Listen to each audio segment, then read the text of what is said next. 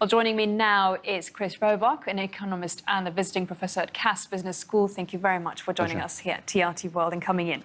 So, the governor of the Bank of England is in hot water for his comments about Brexit. Isn't he just being the guardian of the British economy? Well, I think if you look at this from the practical perspective, when we get messages from people who are in power, what we do is we say to ourselves, one, does this person have credibility? Two, do I believe this person? Three, what about common sense? If we look at this particular debate, the government people versus Carney, Carney's been central bank governor of two countries and is respected across the world. He's an independent governor and his comments have been supported by the Independent Government Office. If you look at the government people, most of them haven't had central banking experience. Most of them are on a political agenda where they're not necessarily telling us all the truth. And if you look at the common sense thing, at its most basic, UK PLC, Monday we are selling things to our customers at X price. Monday night we have a no-deal Brexit. Tuesday morning the price is plus 30%.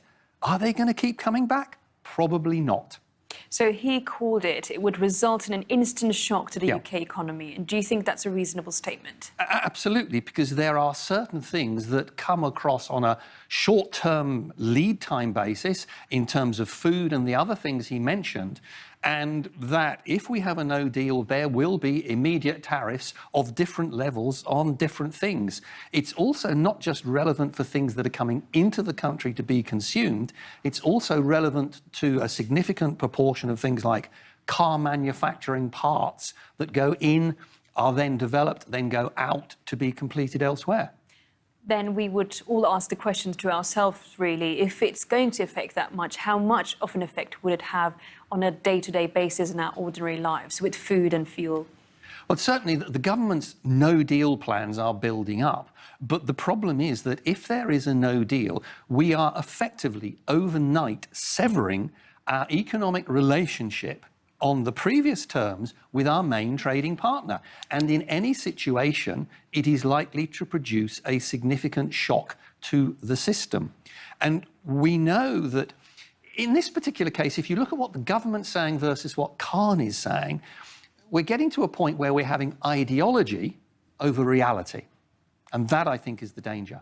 And what kind of preparations can you put in place? You can put in as many preparations as you like, but it's on so many levels. It's on the levels of how many lorries have to go through customs at Dover.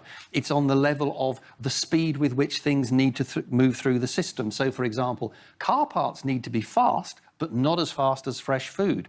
So the challenge is that this relationship has built up over 40 years and is so totally integrated that even if we're negotiating, it's going to be a shock. But if you break the relationship overnight, Carney is probably much more correct in terms of results than the government spokesman are.